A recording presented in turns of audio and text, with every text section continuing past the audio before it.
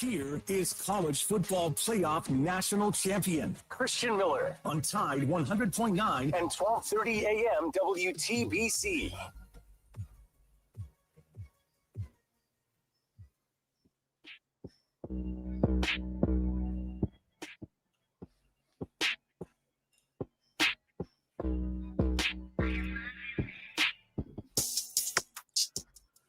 And welcome into this Monday edition of the Miller's Edge, Tide 100.9, 1230 WTBC. Hope everybody's doing great. Obviously, I would assume you guys had a great weekend. Big time win, 37-20 victory over the Tennessee Volunteers, getting our get back and lighten up that Tennessee pack. That was smooth, guys. That was smooth. That was off the top. I wasn't thinking about that. That was smooth. Listen, obviously, it's a Victory Monday on the show. We're all fired up. We're looking forward to breaking it down. I know you guys are. That's what we do on Mondays. We go to the tape. Well, a little bit of an audible. We'll see how much we can go to the tape. Now, as you guys remember from last week, we were having some issues with the whole copyright stuff. So we want to play it safe. Somebody tell me, even if we just pull up, because before we had no issues when I was skipping through it real quick, but I'm a little nervous to even go just to even do that or even just pull up screenshots at this point because I don't want them to take the channel down, really, because then that means we can't stream to you guys, which you guys love to stream. Worst case, obviously, we are a radio show first and foremost. Tide 100.9. Download that app right now, matter of fact, if you haven't already, just to be safe. If anything happens with the stream, make sure you guys have that app because if the stream goes down, immediately jump over to Tide 100.9. We're still rolling. There's no problem there. Or you can always go to the Facebook page, Tide 100.9, and the stream always stays up there. There's no copyright issues on Facebook, so you can always jump over to Facebook as well. We'll just keep the stream going, but just want to give you guys a heads up because I do want to get into some breakdown. A lot of stuff to break down. Obviously, you guys know this was a really good football game. I thought we played really well. Definitely were some ebbs and flows, some things, right? Some good, bad, not too much ugly really at all, but you guys know how we like to do good, bad, and ugly. Some things to break down, and we definitely will do that here on this Victory Monday. But first, got to remind you about our friends over at the Good Feet Store, America's arch support experts, goodfeetkickforcash.com. If you guys missed out on the opportunity from this past game, don't worry. You'll have another chance, right, for the other home games coming up. We got to play Oklahoma at home. That's another one they have on the schedule, I know for a fact. So go right now to goodfeetkickforcash.com and sign up. All you need is your name and your email. Simple process. It's that easy. Make sure you guys go sign up right now. And if you're in any type of pain, foot pain, knee pain, back pain, hip pain, you guys already know the drill. Head on over to the Good Feet Store. They'll take great care of you just like they've been taking great care of me for years. It's as simple as putting these arch supports in your shoes, boots, whatever it might be that you wear on your feet, and they get to work eliminating that pain in just 4 short weeks. That is clinically proven to do so. And they definitely will knock that out for you. And they've got first-class customer service. Who don't like a great product and great customer service? I know I do. That's really important to me. And that's why I love working with the fine folks at the Good Feet Store. Again, we had Mr. Jonathan from the Good Feet Store come on the show. He talked about his story. He enjoyed it so much, he ended up buying the Good Feet Store. And that's where he's at now. Plus, he also just wrote a book, man. So make sure you guys check that out as well. That being said, I see the cigar ad, R&R Cigars, right here on the screen on the stream.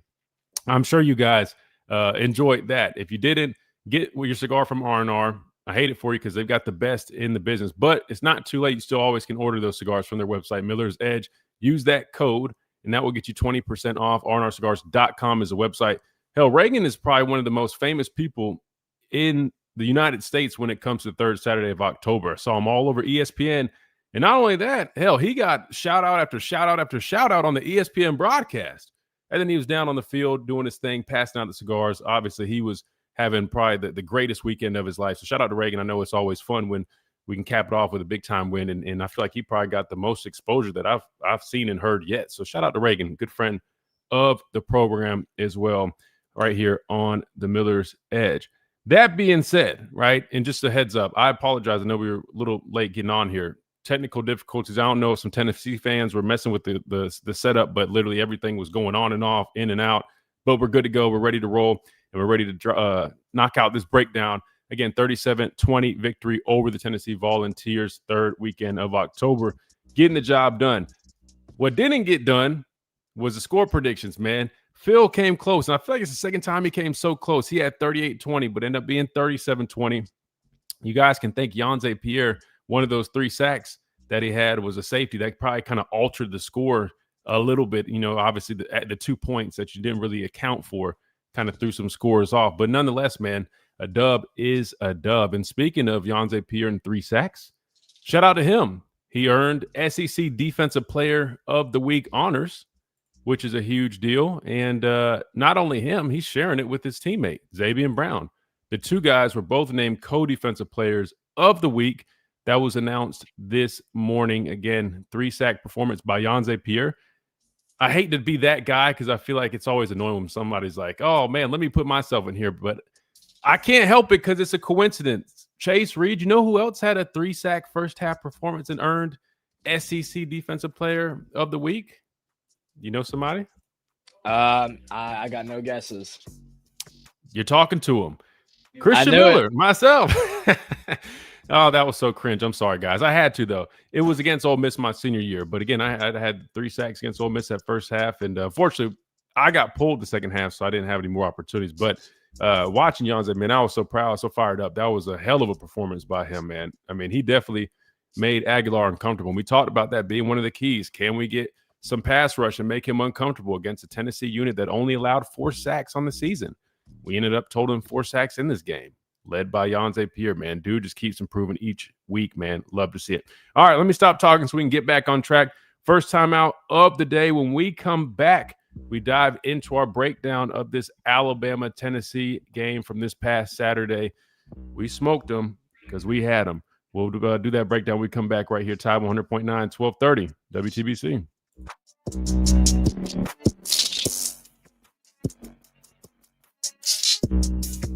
There's the, yes, I'd like some popcorn, yes.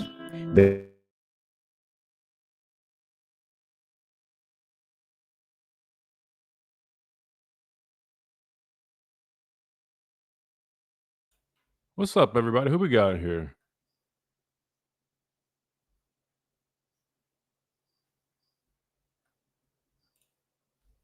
We got Bryce on the phone lines. Let's go. Phil, what's up? What a game. Absolutely, man. Jake, what's going on? My guy TB just texted me, man. He just dropped his new song. He's got some new music out, man. If you guys haven't listened to it, go check it out. I'm going to tell him to come on here and definitely talk some football, but get him to promote his music, man. Crazy Tony. He sent me his it was like EP, his album. He sent it to me early, man. It was good, man. It was good. It was fire. But he just released a song on Spotify. Health is Wealth. Go check it out. Jake, what's up? Carson, what's up? Yakenji. LK, what's up? After the scar smoke has cleared, we have another W to break down. Yes, sir. Brock, what's up? Superfly, what's going on? Roll Tide, brother. I swear I can always celebrate 24 hours and ready for South Carolina. Oh, yeah. That's a home team right there. That's a home team on my old stomping grounds. Well, I grew up about 20 minutes from there. Justin, what's up?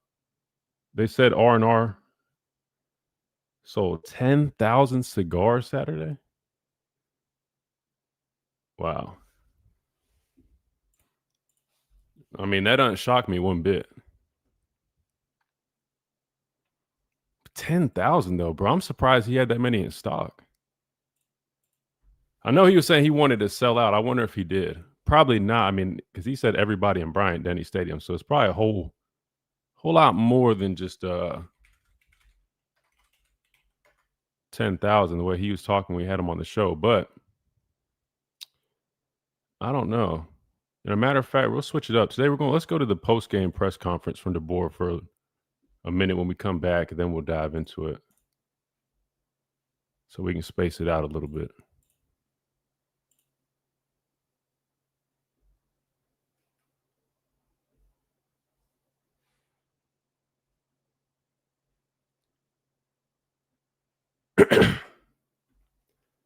I'm not even giving this troll attention today. Not even wasting my time. If you want to call in, man, you're more than welcome to call in and talk, but I'm not really wasting my time on that, man.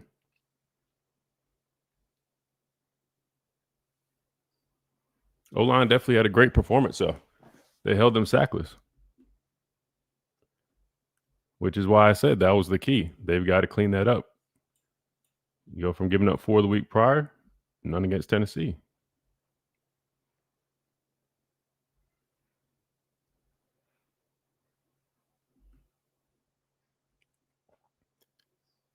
Where does DJ Lee's? Well, I think because it was on a 2-point, it might not.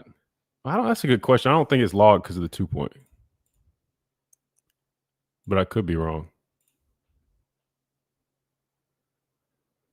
Yeah, they did drop. I'll be honest with you guys. Tennessee did not do themselves many favors in this game, man. They definitely had some things that they're going to want back. I mean, we'll talk about all that for sure, but definitely a lot of good on our part for sure. And some things we still got to clean up, but Tennessee definitely, I mean, they had a number of drops. It was interesting, but I think going into the game, they actually had a number of drops on the year. I didn't realize that.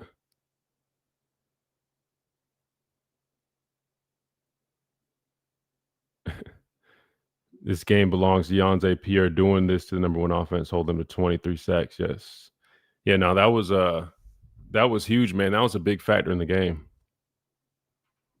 None bigger than the interception by Xavier Brown, though. And we'll talk about that in a minute. Sports Radio. We'll talk about that in a minute. I can't believe this dude really just came on here just to gloat about offensive line thing. No one said they were bad, bro. We've said I said they need to play better. And that's what they did. And that was a big key in the game. So, I mean, I don't understand people sometimes, man. I really don't. But again, that's what happens when people are just chasing attention.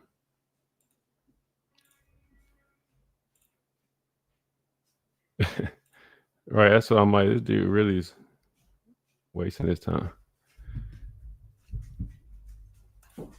Did he call in though? Why won't he just call in? I don't know why this dude won't just call in. So he's scared to call in. I know you talked about how important it was for someone to step up in that pass rush. Absolutely, bro. That's what I'm saying. I mean, again, people might not like the stuff we say sometimes, but everything we say pretty much ends up happening. You guys can check my receipts.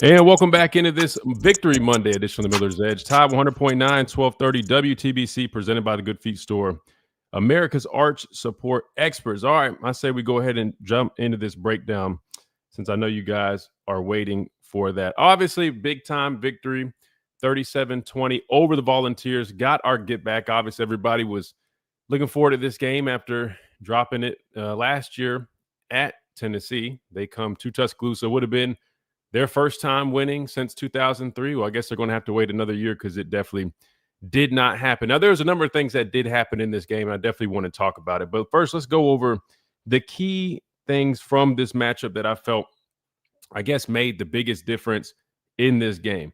We talked about it, right? Since somebody wanted to bring up the offensive line, we could start there. We talked about this matchup, right? What does Tennessee do good defensively? Well, they get after the quarterback. Going into this game, they were the top team in the country getting after the quarterback, averaging 4.3 sacks a game, right? We knew that was going to be key. We like to throw the football. We do a nice job throwing the football. Well, we did a nice job protecting Ty Simpson. Holding that team sackless was huge. That was probably one of the biggest factors in this game, right? Now, we know, like, we can move the ball even when we're facing some pressure. Ty does a pretty good job of evading pressure and making things happen. But I was really impressed by that because, to me, that was Tennessee's really only saving grace on defense. Now, I'm not saying their secondary is the worst. I know statistically they are the worst when you look at things. But if you watch the tape, I mean, they're a decent unit, but still, they're saving grace in this game. Just like almost any defense's saving grace is going to be their ability to put pressure on Ty Simpson. We saw that against Missouri, and we saw the success that they had there. Really, I mean, when you look at our receiver room, you've got Jeremy Bernard, you've got Isaiah Horton, Ryan Williams, who came back to life, right? Obviously was more healthy in this game. You could tell targeted 5 times, had 5 receptions. That was a big deal. But most teams aren't going to be able to, from a talent perspective, match up with our receiver room. So their only chance is to be able to get pressure on Ty Simpson, really, right? and come up with some turnovers. Well, Tennessee couldn't get to the quarterback, and I was really impressed. So shout out to the offensive line. They ended up doing what I said was probably going to happen. Go ahead and throw Michael Carroll in there. I think it's about that time. He got the start. Ironically, Will Conformity ended up playing more snaps, who also looked better, right? Sometimes it's a mental thing, man. Another guy gets some opportunities. It kind of lights a fire inside of you, ups your game a little bit, but nonetheless, offensive line did their thing. So definitely got to give them a shout out 100%, right? Because that was one of my main keys in this game. How did they look against technically, I think Tennessee was second in total sacks, but they were number one in sack production. We locked them down, did a hell of a job there. So shout out to those guys. The tight ends who staying in chip, right? That helped out a lot as well. Backs did a pretty good job as well. So shout out to everybody involved in that pass pro. Moving on, we'll stick with the offense while we're right here. The running game, was wondering how that would look with Jam being banged up. He ended up playing, got some carries. But here's the interesting thing, guys. At this point, and, I like to harp on it because I am a firm believer in having that running game. I know how important that running game is. But at this point, I've got this whole offense figured out. We don't have to have this 100-plus yards on the ground type running game to find success. While I would really enjoy having that because, situationally, talk about 4-minute situations, whatever the case may be, it is really important, like we saw against Georgia, right? How that does come back, towards the end of the game, you have to be able to rely on the running game, even at some point, even if you are a great passing team. However, it's evident now more than ever that even when our running game isn't going the way we want it to, number one, we don't just completely bail on it, which is, I really appreciate that. But two, we can find ways to still, quote unquote, run the ball effectively using our extensions, right? You look at the box score from this game. Jeremy Bernard was actually the leading rusher in this football game. I think he had 4 carries for 49 yards, right? It's evident that even when the running game is not really where it needs to be, we still find things to, effectively move the football as extensions of the running game. So that's a big deal. Daniel Hill looked good. We talked about him going into the season. A lot of people excited about him, myself included. You're talking about a guy that's 250 pounds at the running back position. Adds a different element in the backfield, but don't let the size fool you. That stature, definitely fools a lot of people. He can catch the ball well out of the backfield, does a nice job, and blitz pickup. And he's a lot more elusive for a bigger guy than you would expect. That being said, I thought he stepped up big in this game, and you can tell that now that he's finally healthy, he's out there doing what we thought he would be capable of doing. But nonetheless, man, we mentioned him already, but Ryan Williams coming back 5 of 5. That was big. He led the team in reception yards with 87. And you know what I really liked about it was they had a game plan to get him going early, right? They targeted him early. They hit him on the reverse.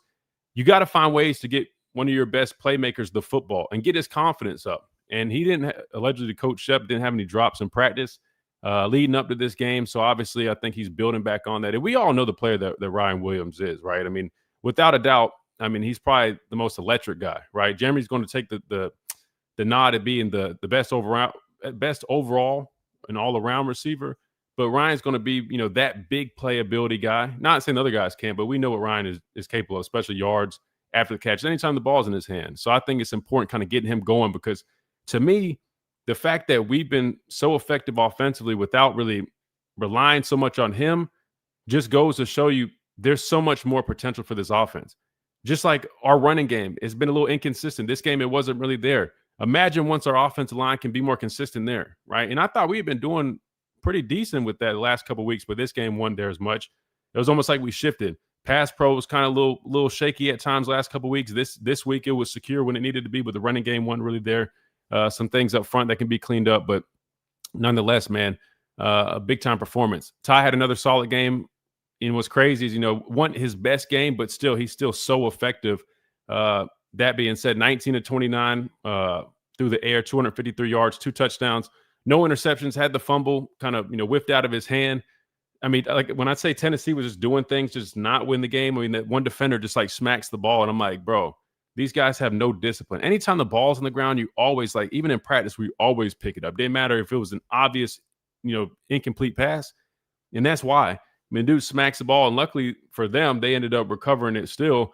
But, you had that turnover, but still. And then I guess the other one, Ty kind of made that bad decision, tried to force something in the red zone. That's one of those plays where, again, the inexperience kind of showed up, and I think he'll learn from that. But nonetheless, man, another solid performance by him. And just watching him operate again, the pre-snap stuff, man.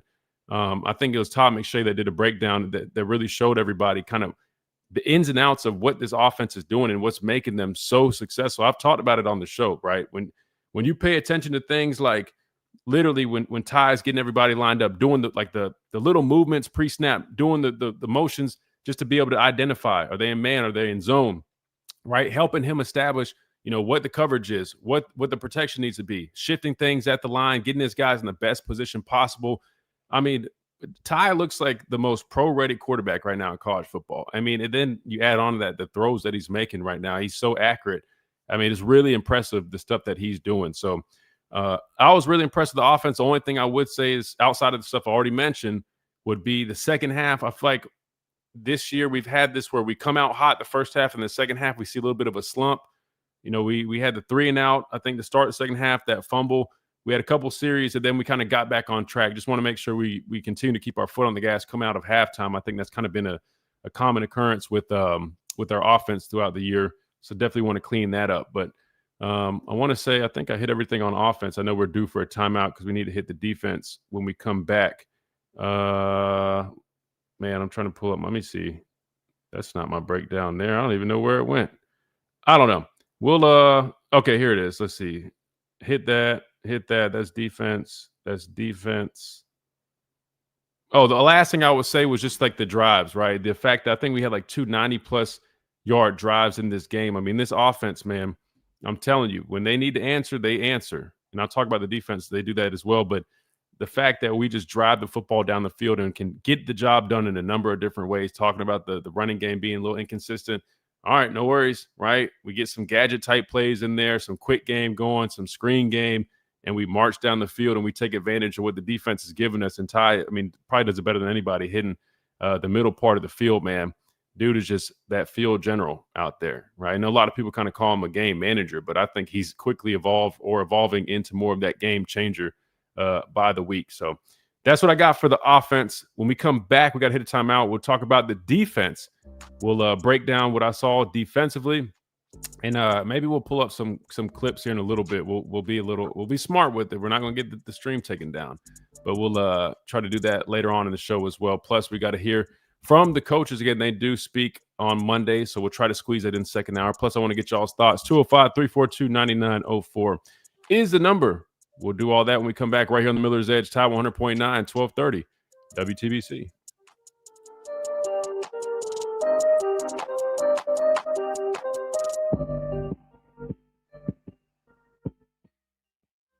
Do you have cracks or potholes?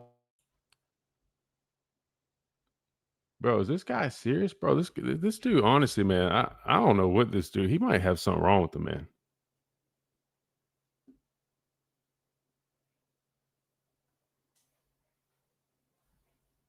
What is this dude talking about?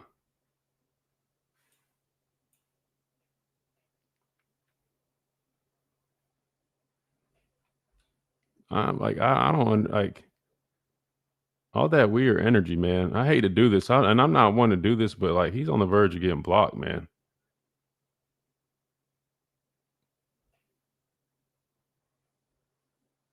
What is FWF? Is that fair weather fan? I mean, I know he's trying to get a reaction, so I'm trying my best not to give it to him, but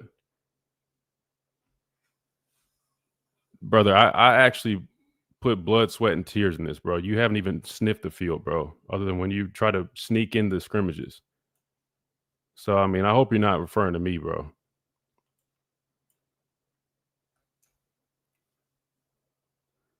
Like, what is he talk? Like, literally said this in the chat, and y'all was crying. Wait, who is he talking about? Said what? Only thing this dude said in here, he said something about the offense line being the most consistent group because I said they need to improve in pass pro. They improved this week. Last week, they gave up a lot more to Missouri. This week, they cleaned it up. That's literally, I mean, I don't understand what's wrong with that.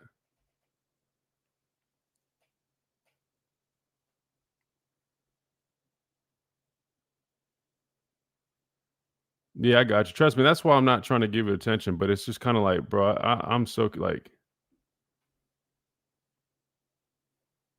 You guys know what's sad, man? Like, again, I see a lot of people like talk bad about this guy.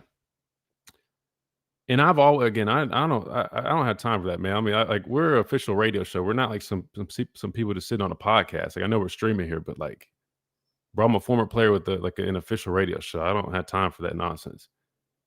But I always kind of just like, man, I kind of felt bad for him because I was like, man, people really like they don't give that dude a chance. But now, like with his behavior, man, I'm like, bro, I respectfully, I see why people they do that, bro.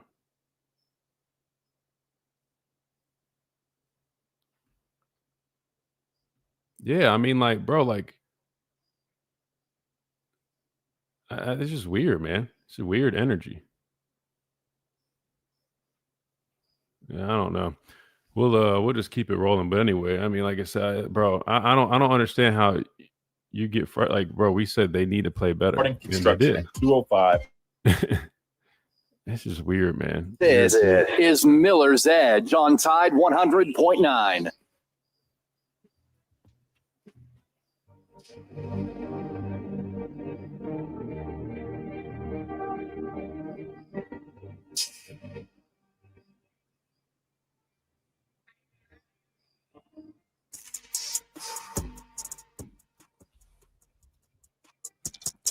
And welcome back into this Victory Monday edition of Miller's Edge, Tide 100.9, 1230 WTBC, presented by the Good Feet Store, America's Arch Support Experts. All right, we're going to keep on rolling. So we got the offense out of the way now. It's time to take a look at the defense, who I will say this, man. Going into this game, I said I thought this was probably going to be one of our toughest challenges to date this year as a defense. Why? Well, because you look at Tennessee, right, coming into the game. Highest scoring average in the country, like 48 points per game. Top passing team in the SEC, right? And one of the top ones in the country. Not only that, they're averaging over 200 yards, about 210 yards per game on the ground, right? So they're a very dynamic team, a very complimentary football team. Shout out to Talking Tide. They use that word, right? Very complimentary football team. Their quarterback is, neck and neck with Ty Simpson in terms of production, right? Ty definitely is, a much better quarterback in my opinion.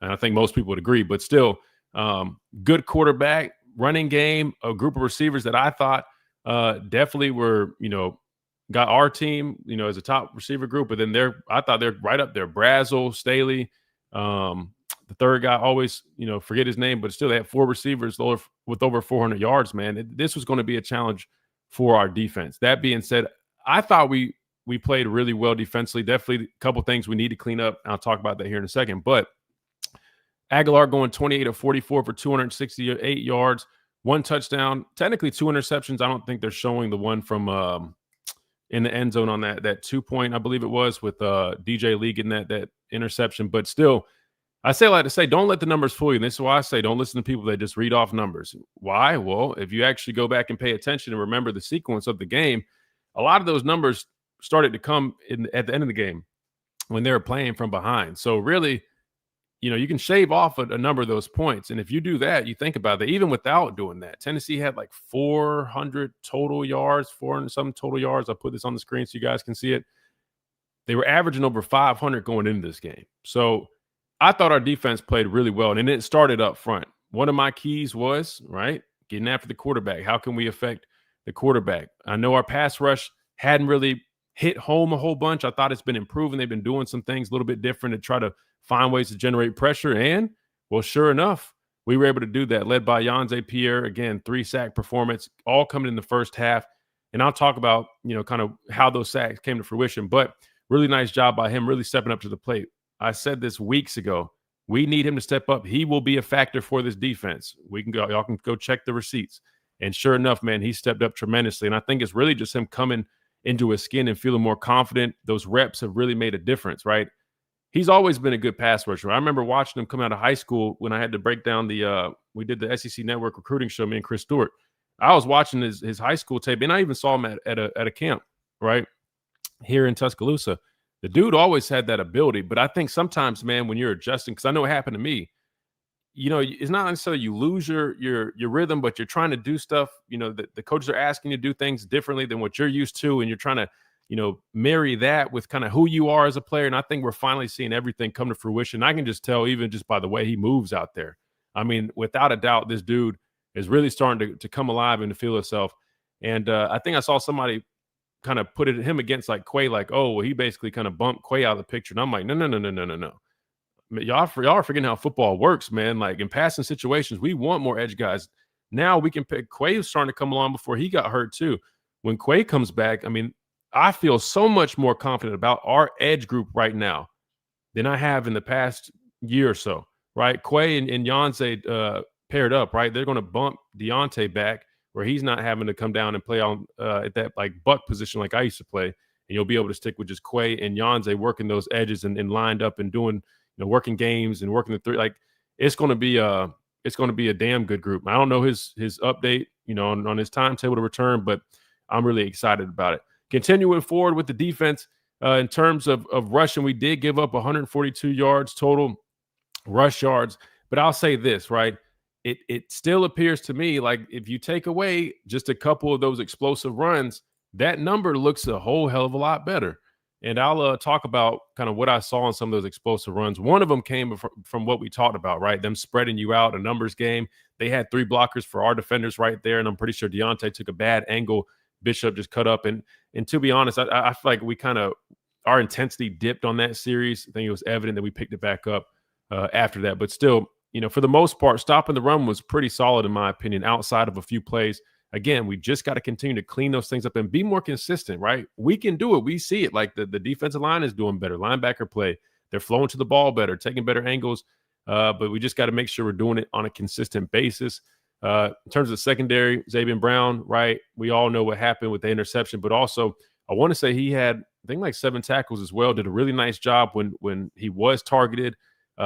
Hence why he was named SEC Defensive Player, not just for the interception, but his all around play from Saturday was really solid. So shout out to him as well.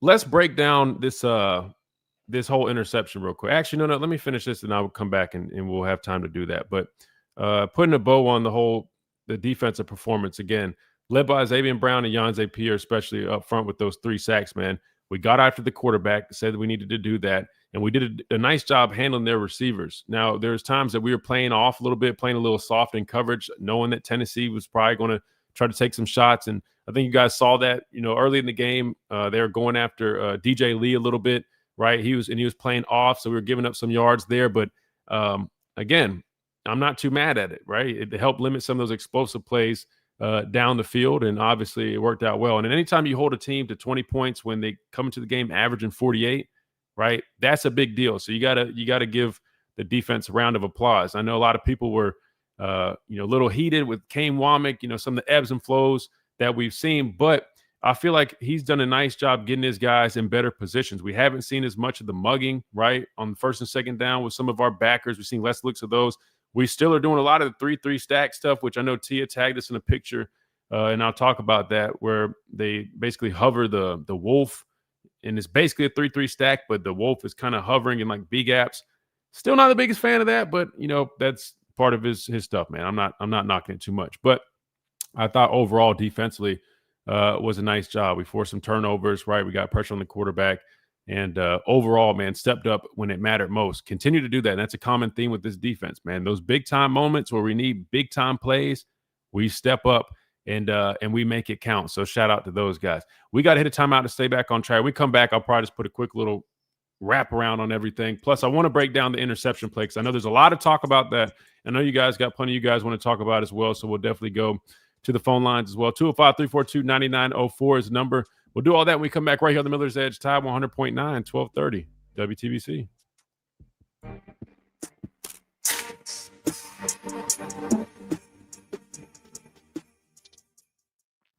Coming up on The Game with Ryan Fowler. All right. ZB interception reminded you of Trayvon Diggs fumble scoop. Yeah. I mean, the way that changed the game, I'm not going to lie to you guys. That was probably the biggest play. Not probably. That was the biggest play of the game. That's a 14-point swing, and I'll talk about that. You like the linebacker play this week? Yeah, no, linebackers have played, man, they've been playing much better. But I'm telling you, I think a lot of it, number one, comes from just how they're playing. 41 had a nice play coming off the edge down in the red zone goal line area. He's been playing pretty solid football too. But also, I think they're just in better positions, man. Like, I genuinely believe we're not asking them to do stuff that's just so difficult, right? Thanks for pointing me over to this podcast. Oh, whoever sent you here, man. Yeah. Shout out to them. And if you guys haven't, man, like the video, subscribe, all that good stuff. Again, we do this Monday through Friday. We're a radio show, right? 11 to 1, but we stream here.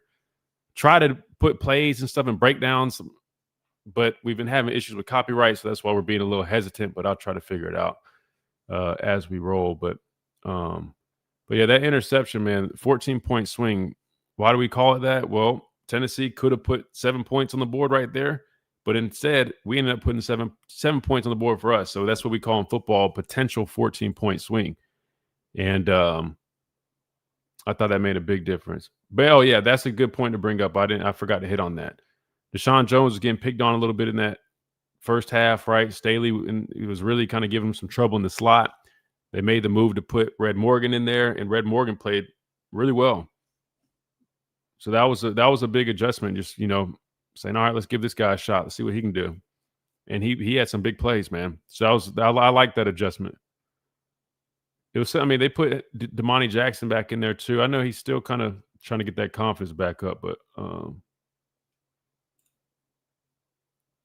you're seeing some other guys start to step up in that back end. I think Dre Kirkpatrick got some burn too. Man, I want to pull up this damn tape. Guys, if you think we just like do still images, I mean, I try to Google it. Something said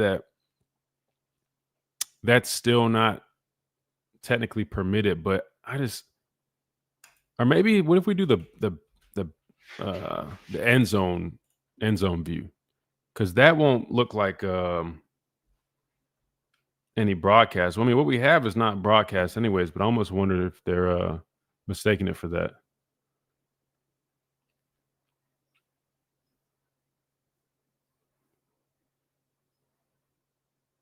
Let's see.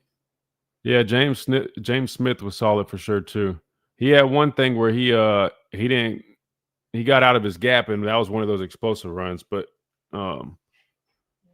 overall, man, he's been definitely playing some good ball for sure.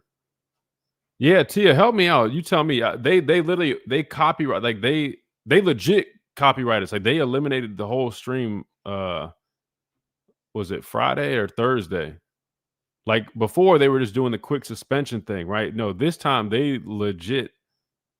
ended the stream, but then they sent me an email that said they're going to give me a warning. This is the first time, but if it happens again, they're going to. I tried to file an appeal, and I literally said that it was false. What I'm going to do is I'm going to pull up just select plays while I'm talking to the callers. I'll pull up select plays, and I'll just click through it, kind of like.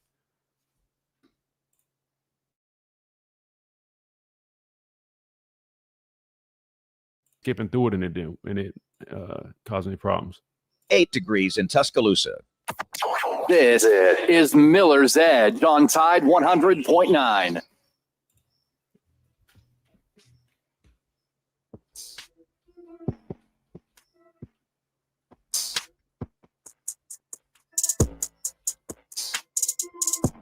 And welcome back into this Victory Monday edition of Miller's Edge, Tide 100.9, 1230 WTBC, presented by the Good Feet Store, America's arch support experts. All right, so just kind of putting a bow on everything. I just wanted to hit on the interception because that was really the biggest play in the game, a potential 14-point swing.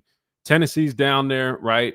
They burn all their timeouts. There's like 9 seconds on the clock, and it's evident, at least I think everybody, if you know football, should know that they can only pass the football right there. Why? Because if you run it, you don't get it, well, the time's going to run out and you get no points at all.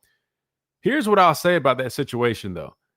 I think the biggest issue, and one thing that people aren't really pointing out enough is, I know Xavier made a great play. He read the eyes. He ended up, breaking on the football. We all know the rest is history, right? And then the fact that he was able to high step and not get tackled, that was huge. But I'll say this, though.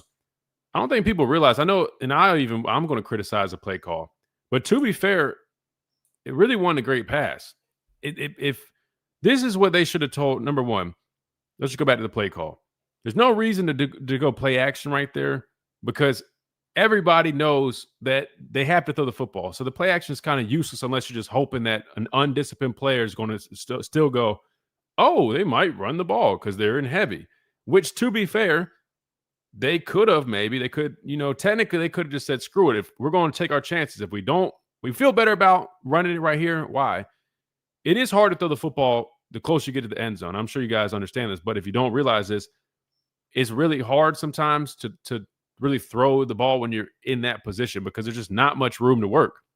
And the way that the defenders can play, I mean, you can really just cover a lot of stuff up. That's why you see a lot of those plays like China routes, like a receiver it looks like he's breaking out to the flat, then he plants and cuts back in real quick. You got to kind of get creative.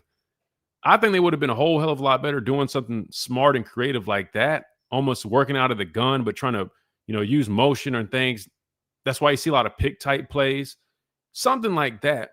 The jumbo play action, I wasn't a fan of. But here's the thing: what you also need to tell your quarterback is, listen, you have to throw this football where they like even the placement just has to be like high and outside where only your guy truly can get it. The ball placement was terrible. If he threw that ball towards the pylon, I'll be honest with you, there's a good chance it actually could have been a touchdown. So I mean, is what it is. In hindsight, it's 2020 because I know everybody, like I was seeing people like clowning them on Twitter about that decision and stuff like, oh, why would you throw the ball on the one? And I'm like, you kind of had to. That was the situation that they were in. I mean, it personally, I think if you're going to run that play, you almost might as well just try to just punch it in because maybe reverse psychology would have been like, oh, they're expecting pass because we have to pass it. Well, we'll risk not getting the 3 points here just to really punch it in because we're this close. I don't know, but basically those are my thoughts on that. I mean, Zabian knew that it was pass. He was reading it the whole way. The pass wasn't great. It was way too far inside. And he made an excellent play on the football and was able to take it in for a touchdown. And I'll be honest with you, I think that alone, I hate saying like the game's done. It's never done. But you talk about going into halftime where you should have been at what? If they scored, it would have been what was the score at that point? It was like 16. It would have been 16-14. Yep. If they scored. Yeah. So wait, am I getting this right? Or wait. Yeah, if they would have scored, it would have been 16-14 because then they would have been down 2. But rather, it was 23-7. Yeah, for some reason, I'm like, what did we have? Because we scored. Yeah, we had 16. Yeah, sorry. Yeah, you're right. So 16-14, and instead it's 23-7. I mean, like, that's a whole another ball game. Not to mention Alabama gets the football. So, I mean, after that, it was what it was. And maybe that's part of the reason we came out in the second half a little bit flatter than we should have. Maybe guys saw that scoreboard like, man, shit, we're up 23-7, right? I mean, talk about momentum, knowing you're getting the ball. But you got to find whatever way you can to keep guys from having that mentality. I'm still waiting for the game where we have a full 60-minute performance. And I don't say that in the sense like I'm not pleased with what we've been doing. Like, I feel like we've been playing some damn good football. I'm not one of these people saying like I'm complaining about the scores or whatever. No. What I'm saying is the fact that we haven't reached our full potential. And in my opinion, we still haven't played a complete 60-minute game where we just dominated from start to finish, which I know is going to be tough to do that when you start playing quality teams. I get that part. But still, I feel like there's, like we said last week, there's still meat on the table. And I think if you're an opposing team, man, that's a scary thing because right now, we talked about this on my post-game show that I do with Gray Robertson on the network. Somebody dropped a question for us. They said, do you think Alabama is now an elite team? Like, it's safe to say we're an elite team. And I'm like, look, man, we're the best team in the SEC, in my opinion. I know A&M hasn't lost, but still, I think if you look at Alabama, we're the hottest team right now in the SEC. If you're the best team in the SEC, you're an elite team, right? You're the best team in the best conference, you're an elite team. Not to mention, looking at across the college football world, I mean, Ohio State looks really good. I would say right now you got Ohio State, Alabama, Georgia's nowhere near perfect, but the fact that they're just such a tough football team and you never really can count them out, I mean, I'll put them up there being solid. Indiana looks pretty damn good. Really, though, man, I mean, there's just not – I mean, I feel like there's just not too many dominant teams right now. But I think if I had to make a list of teams that I would not want to face if it comes to postseason action, I know we're jumping the gun, but just hypothetically speaking, Alabama and Ohio State to me, and then I guess Indiana as well. I'll put maybe just those three teams for sure. Like Georgia, is close to being in that group to me. But I still feel like, the way we're playing right now, and we're not perfect. Again, I can find plenty of things to analyze, and we do that on this show. That's what we do. We just are such a hot team, man. Like, people still haven't found a way to stop this offense, no matter if we have a running game consistent, which hasn't been consistent, 100% of the time, no matter if we're having some leakage here and there. And in pass pro, we find ways where there's chippers, getting the ball out quick, just change and protect. I'll be honest with you, man. We're trending so far up right now that Alabama has a really good shot of making a deep run postseason. Now, I'm not going to be one of these people that just jump on here and start saying, "Oh, we're going to automatically win a national championship," because I know the difficulties of, even if you're playing really good. I was a part of teams that ran the table, right, and then we got to the final game and we lost. So trust me, it can happen. But I will say, Alabama is just improving, man, and 4 straight ranked wins. That's not easy, guys. I know people talk about that stat, but I don't think people understand, man. Not only are we playing good, we're doing it against good opponents. I think I heard this, and I don't know if it's 100% right, but it was like the top teams that we played, their combined records against everybody but Alabama is like 23-1. So Alabama's doing their thing, man. We're doing our job, and we're getting better and better each week. Obviously, we got another test coming up, an unranked game on the road, which ironically, some people might have a little bit more fear about that than the ranked game, given our history. But we'll talk about that throughout the week. And I'll be honest with you guys, watching a little bit of South Carolina, man, they're struggling a little bit, and we'll talk about that down the road. But when we come back, we'll talk with you guys, 205-342-9904. We're going to the phone lines when we come back right here on the Miller's Edge, Tide 100.9, 1230 WTBC.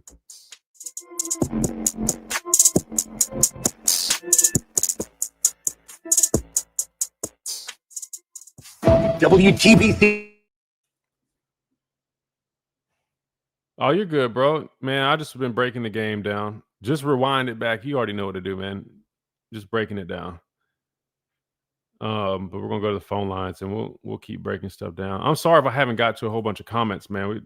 You guys are rolling in the comments, which I love, man. I love it. I love when we have a real good chat going on. Touchdown by Horton. The route was wicked. Yeah, that was a good one.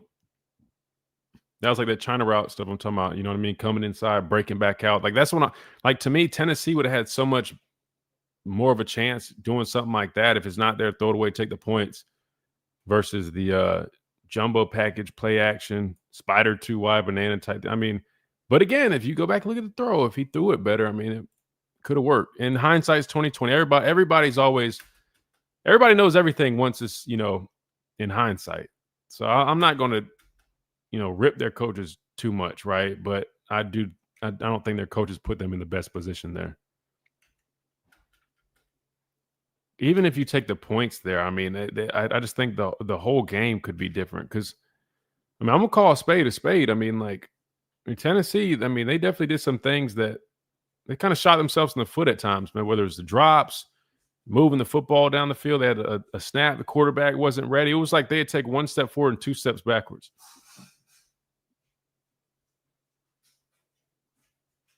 But like I said, I'm never going to complain about anything like that, man. You got to take advantage of it. See, all right, let's try this. I'm not really going to play it, but let's see if we can skip around a little bit. Because I don't want to get copyrighted. I hate it, but this was Yonze's, was his first sack? Whatever. First or second, I'm pretty sure it's first one, but they end up running the boundary pressure, right? They're showing cover 3. Why do I say that? Well, you got single high coverage right here, safety down. So they're showing like a cover 3 look, Braze in the box, but they end up bringing him off the edge. So the defensive line's working on a line, right? Whether you want to call it a sting path, right? Slant, verbiage change, same thing, right? We're going to work inside. So Yonze's he's going to shoot the B gap. You're going to see 94. He's going to go A. And then you always got to be ready to have active hands, cross face. And what happens is, the only problem is I can't skip like I want to skip on here. Let me just do this. Let me see if I can click through here. And like this. You see Bray coming off the edge. Yonze works inside. This back comes across for pickup. He's automatically seeing Bray screaming across, screaming on this guard struggling. But I will say this, Deontay's been doing a much better job going to power. Oh, damn, we're already back. Hold on. 9-6-1. Once again with Christian Miller taking up that. I got a second. But Deontay doing a nice job, man, when he is in those situations, man, using that power, right? I mean, he's definitely bulked up for the last couple of years and did a nice job crossing face, getting it back there. You see it, we stem to it. We start off in that, what I believe was like that 3-3 kind of look, I guess you can call it, or that mugged look. Get out there. See him cross face, big time play right there. And then the other one came on another one, but he was working the tackle.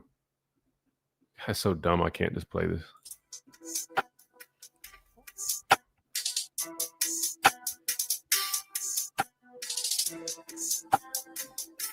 And welcome back into this Victory Monday edition of the Miller's Edge. Tide 100.9, 1230. WTBC, we're going to go to the phone lines. I'm trying to put some clips on the screen, but what I'll do is I won't just leave it up either. So I'll just kind of click through.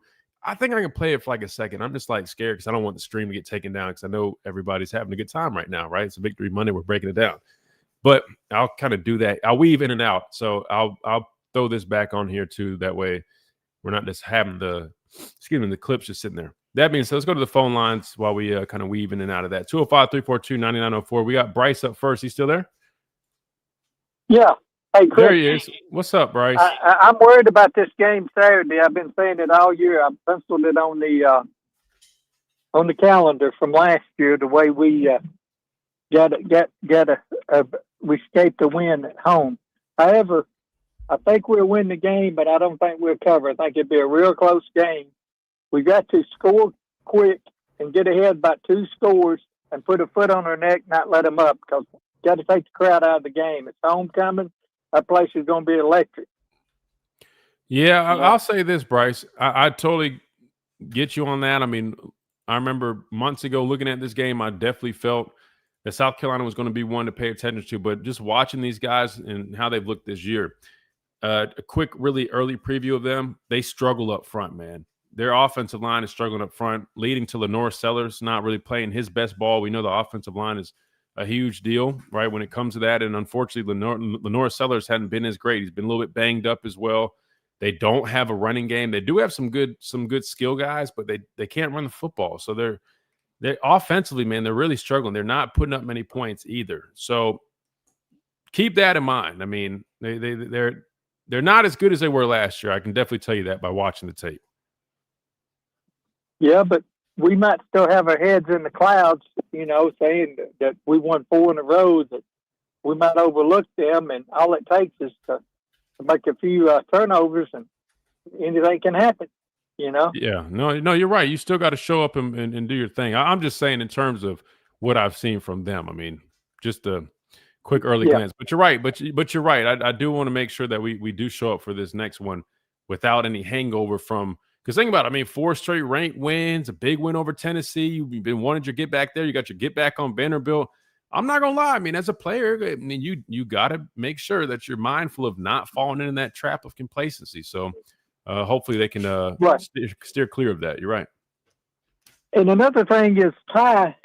I saw him made some decisions that he hadn't made earlier. He's grown in the game.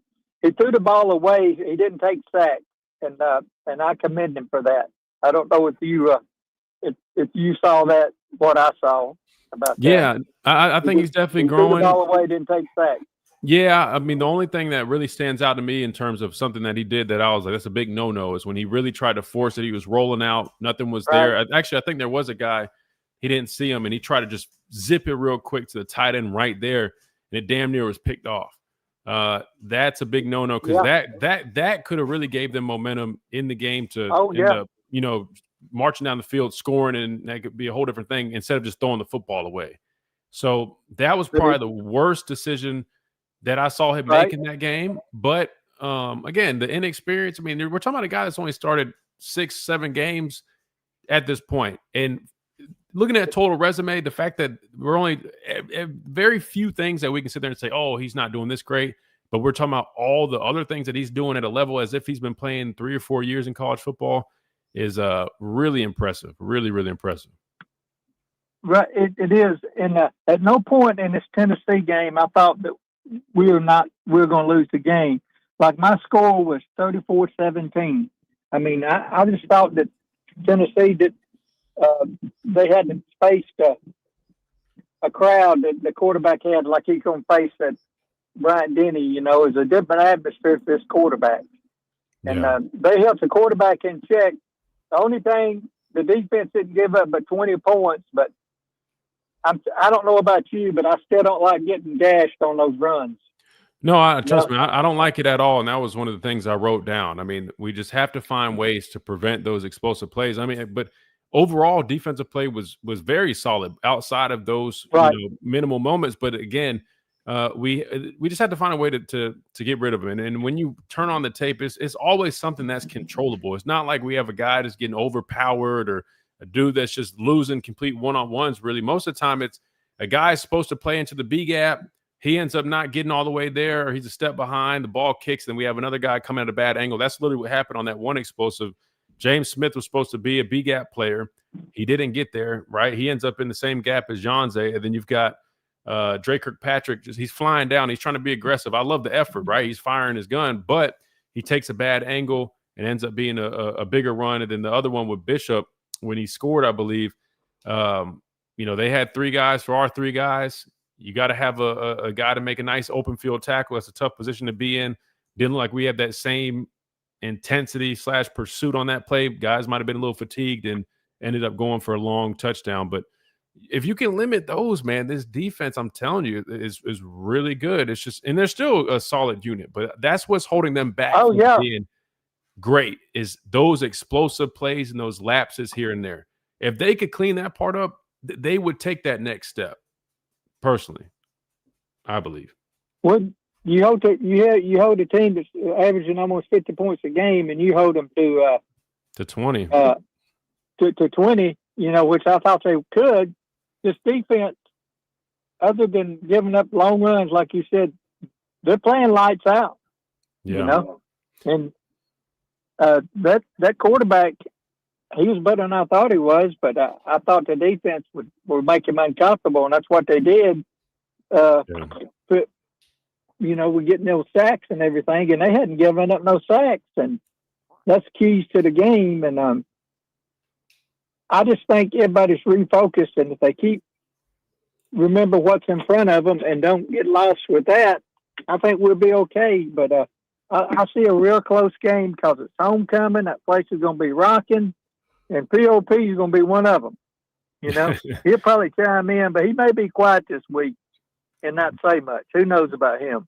I've heard from him one time in like the last 3 weeks. So, man, there ain't no telling. You would think he'll be on here, but I guess we'll have to see, man. Like I said, where's Waldo sometimes. So we'll find out. But regardless, man, we're going to beat up on his Gamecocks. That's all I know, whether we hear from him or not. Yeah, well, I just see it being a close game unless we come out and, like I said, come out and jump up 2 scores. I don't think they can play from behind. If we do that and keep our foot on their neck and don't let up, I think we'll win the game. But I don't like that line. Yeah, we'll see, man.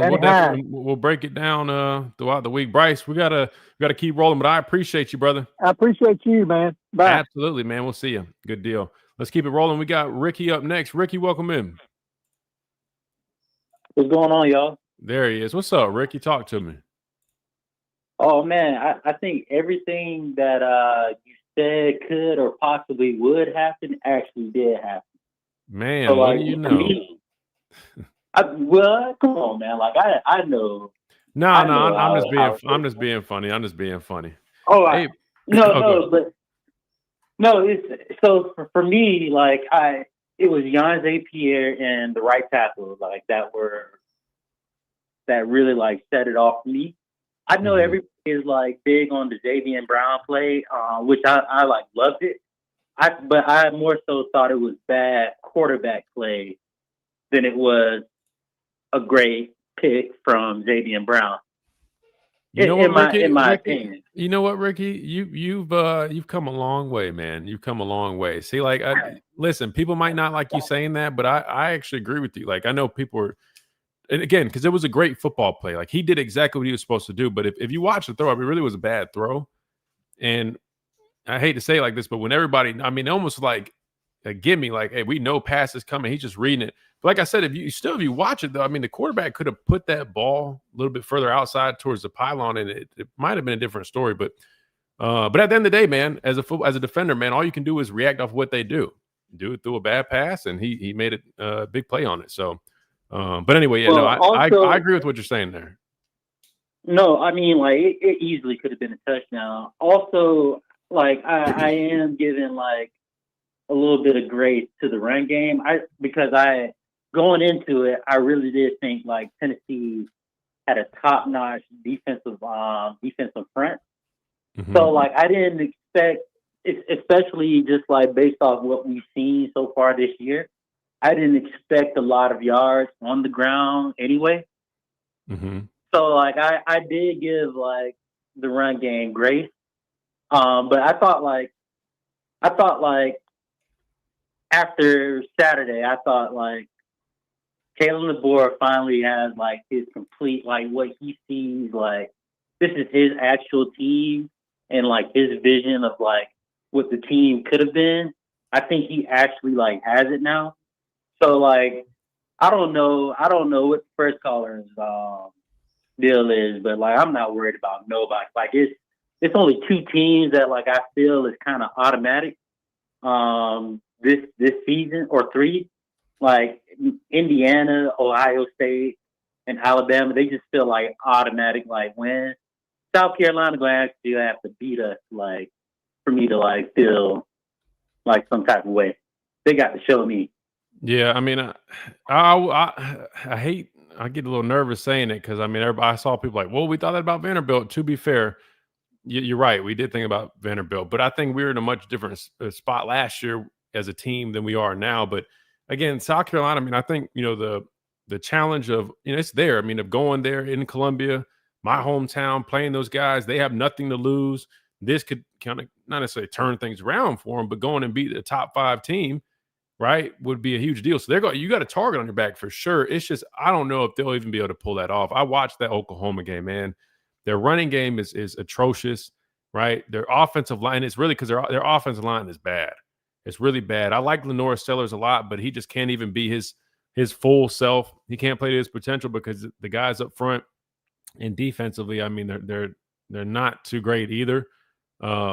So I don't know. I mean, they got a great edge rusher, but I think our offensive line has just proven. We went against Missouri's pass rush, went against Tennessee's pass rush, and they were able to hold their own, right? They proved from Missouri to Tennessee. So I think Dylan Stewart's a great player, but I think we'll be okay. I'm telling you, and people don't want to admit this. Everybody wants to act like it's as if like everything's only the guys up. The chipping and keeping tight ends in protection has been the biggest neutralizer for these edge guys that we're facing. I'm telling you for a fact because I lived it. Like that used to happen to me, and it's the worst thing. It changes the whole game, and I think that's been huge, man. Just keeping guys in to help protect. Well, with South Carolina, man, like, because I watched that OU game too. Like, Mike Shula he could not like utilize Lenore Sellers at all. Like, I mean, like, I hated every play call he had. Just going into like the half, and then like even after coming into the third quarter, like I just thought like the play calling was like so bad, and like I just kept thinking like, how do you not know how to use like this stud athlete you have at quarterback at all? Yeah, OU's defensive front is like very, very good, and you just kept trying to force it through the middle, and it was like I almost had to turn it off. I was like, I just can't watch these bad play calls. Yeah, I mean, we'll have to see, but personally, man, just watching them, we would just have to, in my opinion, like we would have to show up and really just be uncharacteristic of ourselves. Have like, again, we haven't really turned the ball over, knock on wood. Like for them to win, it would be one of those things where, again, we've been good on penalties, right? We've been good protecting the football. We would have to show, if South Carolina thinks they have a chance, that's going to be that chance, as if we just play that bad of a game, personally, just after watching them. But So that to you, that's what it is. Like we really would have to like go just completely left field and in my opinion, yeah, beyond ourselves. Yeah, honestly, in my opinion, yeah. I mean, I'm not saying they're. I know it sounds like I'm saying they're just awful, but I'm just saying, watching them on tape and knowing how, and obviously watching us every week, we should not lose that game unless we show up and just play uncharacteristic like that, in my opinion. But again, I mean, like I'm with you. Yeah, but like I said, I mean, but every game's different. It could be. I'm just saying that's what should happen. I would not be shocked if we go down there and it's a little bit closer of a game, like kind of like how I don't know. I don't even want to compare it to stuff, but like, could it be a closer game? Sure. I mean, again, you're in a hostile environment. Look, their quarterback is a quarterback that can definitely cause some issues for sure. But again, it's just like, will they be able to get him going? Like you just said, play calling, offensive line struggling. Our defense is finally starting to really feel themselves and generate pressure, play much better. I mean, it's not like when we just played, one of the top rushing teams in the country in Missouri, handle that pretty damn well. This team, South Carolina, I think they're like the worst rushing team in the. They are, yeah. I'm looking at it now. They're last in rushing yards in the conference. You know what I mean? Are they really? It's not Auburn. Yeah. No, Auburn is last in passing yards in the conference. South Carolina is 14th, and they're 16th in rushing. Like, I mean, offensively, these guys have struggled. I mean, let's see what scoring is. Last. They're dead last. I mean, defensively, they're 8th in scoring defense. Let's look at rushing. They are 12th in rushing defense, and in passing defense, they are 4th. So, I mean, it sounds like the secondary might be able to give us a little bit of a challenge. But I just personally, I mean, like I said, I think we'd have to be very uncharacteristic. That's so bizarre, especially like what we thought South Carolina would be going into the season. Like that's very bizarre to like hear. Yeah, it is. It's kind of weird, man. But I always talk about it, man. Everything is done in the trenches, and a lot of people are leaning in Lenore Sellers and some of the skill guys that they have. And I know everybody was waiting to get that running back cleared to play, and it just hadn't been there, man. It just hadn't been there. And I know they got a lot of transfers. I know they're using a lot of players that came from here. A couple of them, some of their linebackers, and right. I don't know, man. It's just hadn't been what a lot of people thought it would be. And I just feel a lot better about this game going into it now than I did, say, to start the season. Hey, man, well, we had a great night Saturday. I know Art and our Cigars definitely did, like after what the guy said on live TV, something about 15 to 20,000 cigars like sold. Yeah, it's crazy, man. That's insane. It's crazy, man. But good for him, man. I know they Reagan still might be asleep, man. I know Reagan probably had the longest weekend of his life, but definitely was a good one. Oh, they would just be waking me up if that was me, like this past weekend. But hey, I appreciate you taking my call, man. Always, bro. Good hearing from you, Ricky. Good deal. Yes, sir. All right. Let's hit a timeout. We come back. We keep on rolling. We'll keep going to the phone lines. We got Smitty up next, and then we got Ellis and Ben. We'll keep on rolling. Plus, during the breaks, we'll squeeze in some clips little by little, playing it safe. And we'll keep on rolling right here on the Miller's Edge, Tide 100.9, 1230, WTBC.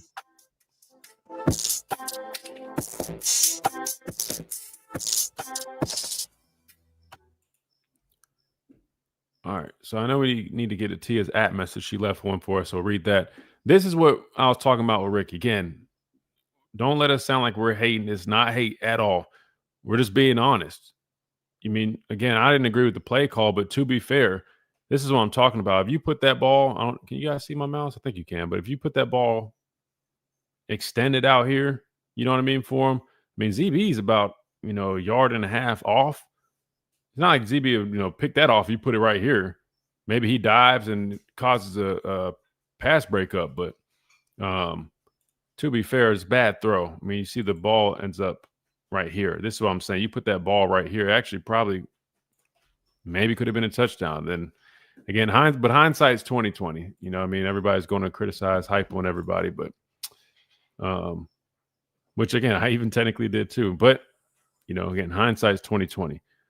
All right, let me go back to this while I pull up something else. Let me think of another moment in here. We'll just do it like that. That way we don't have to worry about the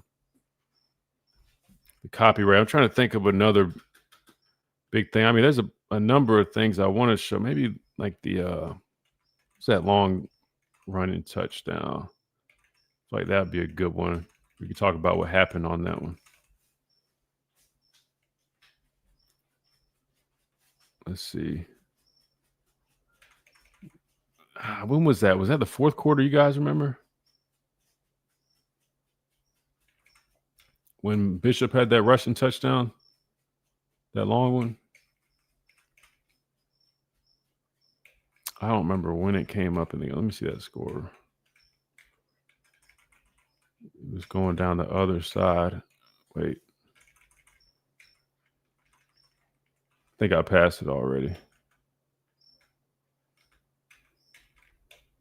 Yeah, I passed it. Hold on.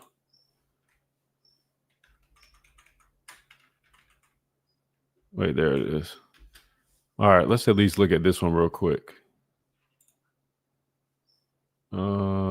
Quarter 3. Oh, thank you, Reed. Let's look at this one real quick. All right, so remember I told you guys, right? This is what they do. It's a numbers game, right? So they want to run the football, but they'll spread you out that way, right? You got a decision to make.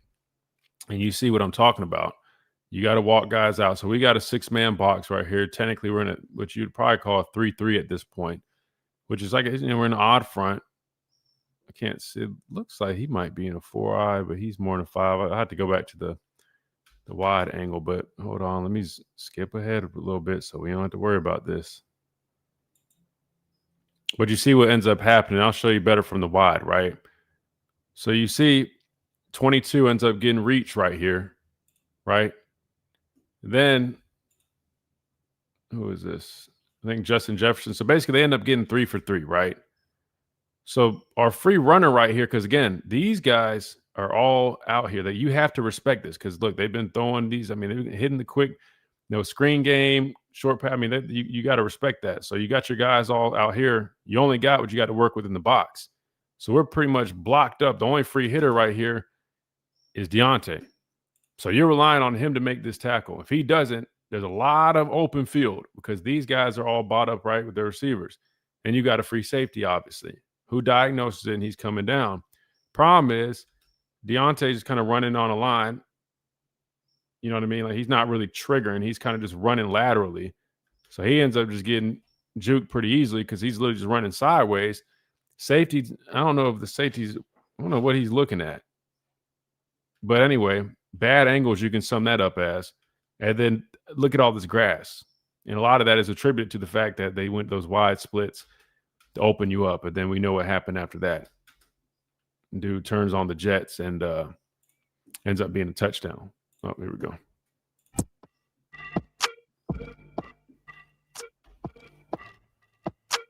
And welcome back into this Victory Monday edition of the Miller's Edge, Tide 100.9, 1230 WTBC, presented by the Good Feet Store, America's arch support experts. We just took a look at that long run by Bishop for Tennessee. He's a good player, by the way, man. He's a good running back.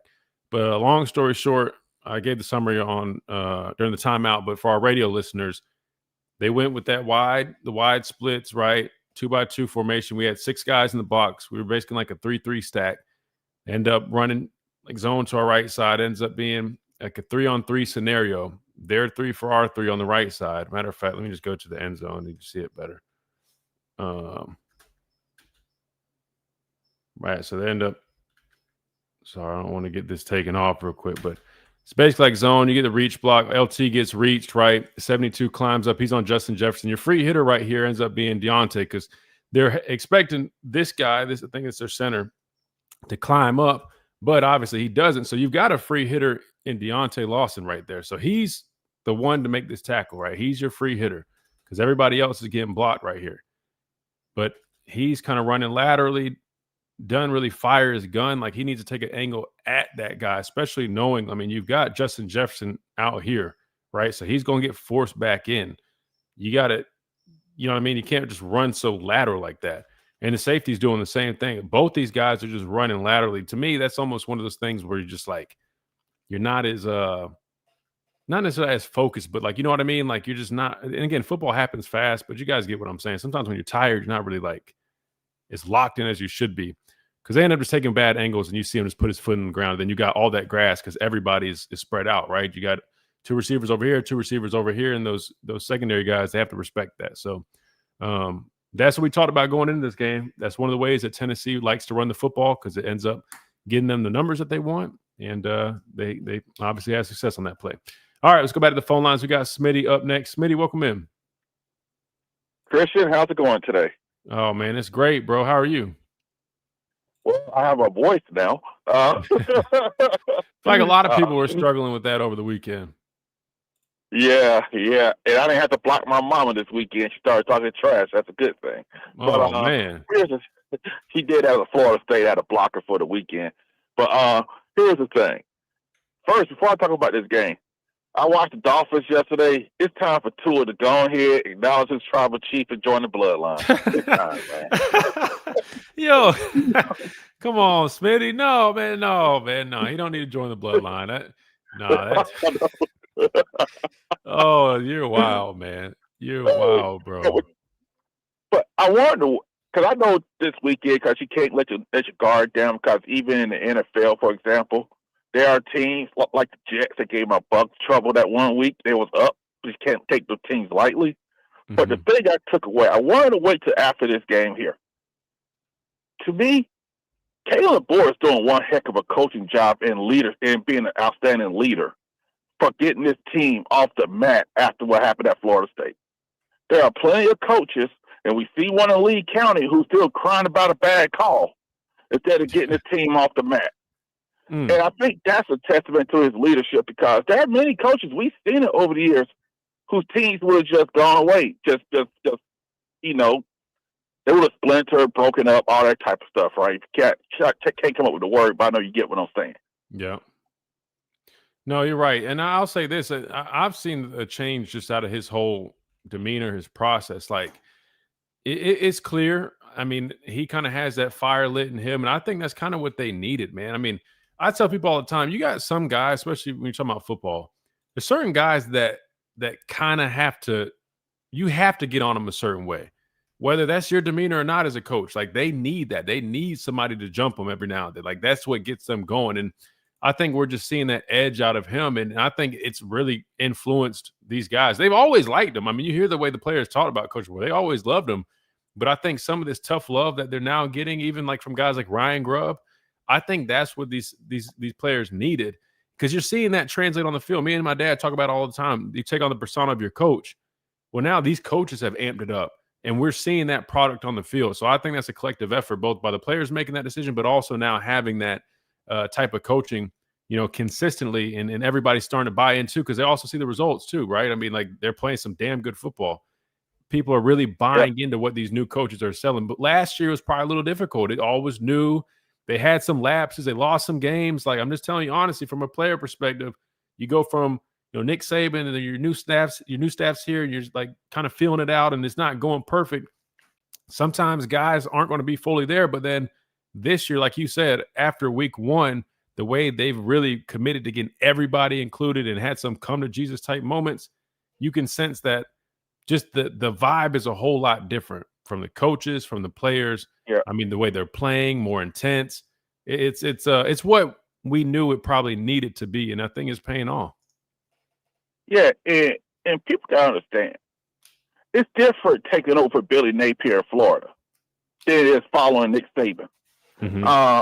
Because that's a whole different approach. They're also doing things, and sometimes you just gotta say, hey, if y'all gonna fire me, you gonna fire me doing it my way.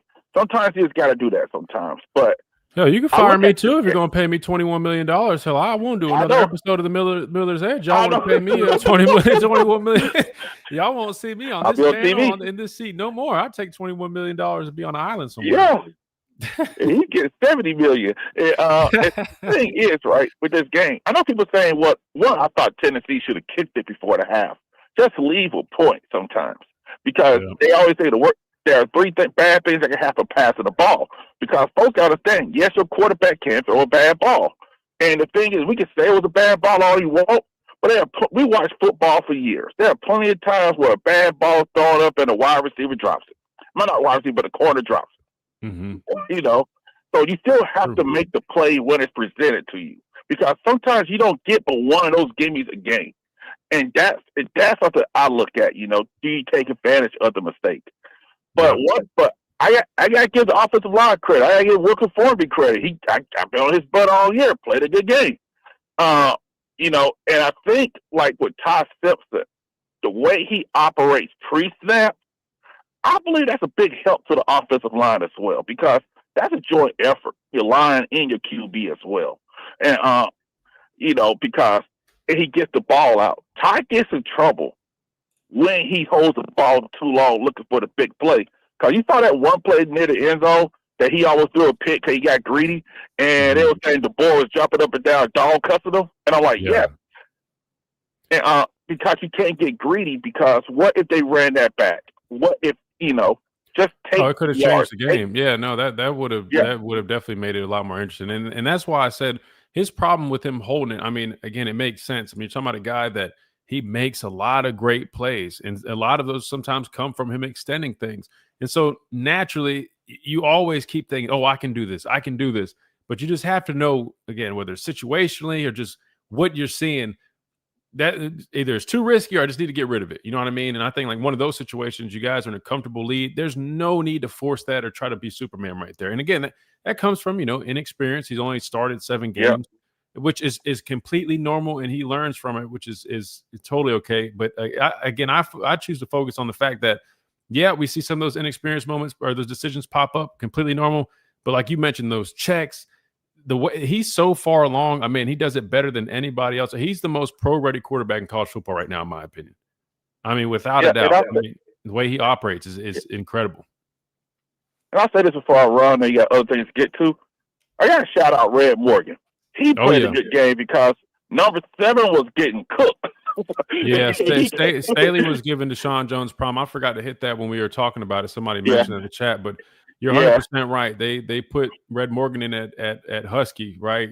Kind of relieving Deshaun Jones for a minute, and man, he did a great job, right? I mean, it was like night and day's difference once he came in and was locking up that slot.